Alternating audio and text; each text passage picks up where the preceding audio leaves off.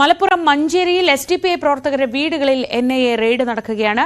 4 പേരെ കസ്റ്റഡിയിലെടുത്തു. CV അനുമോദ് വിവരങ്ങളുമായി. അനുമോദ്, എന്താണ് വിശദാംശങ്ങൾ? എപ്പോഴാണ് ഈ റെയ്ഡ് തുടങ്ങിയത്? ഇന്നലെ രാത്രി 3 മണിയോടെയാണ് റെയ്ഡ് ആരംഭിച്ചത് എന്നാണ് നമുക്ക് അറിയാൻ കഴിയുന്ന വിവരം.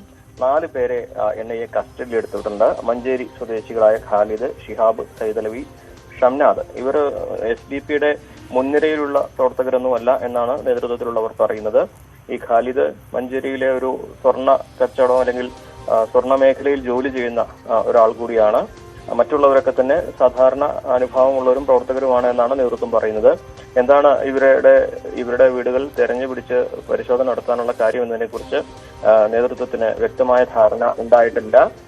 ഈ ഒരു വിഷയത്തിൽ പ്രധാനമായിട്ടും എവിടേക്കാണ്, എന്ത് കാരണത്താലാണ് ഈ റെയ്ഡ് നടത്തിയത് എന്ന കാര്യത്തിൽ ഒരു വിശദീകരണം ലഭ്യമായിട്ടില്ല എന്നുള്ളതാണ് SDPI മലപ്പുറം നേതൃത്വം വ്യക്തമാക്കുന്നത്.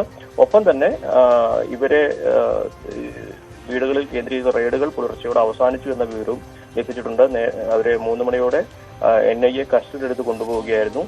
കഴിഞ്ഞ മാസം SDPIയുടെ ഓഫീസുകളിൽ കേന്ദ്രീകരിച്ച് NIAയുടെ റെയ്ഡുകൾ ഉണ്ടായിരുന്നു. പല രേഖകളും പിടിച്ചെടുത്തതായിട്ടുണ്ടായിരുന്നു.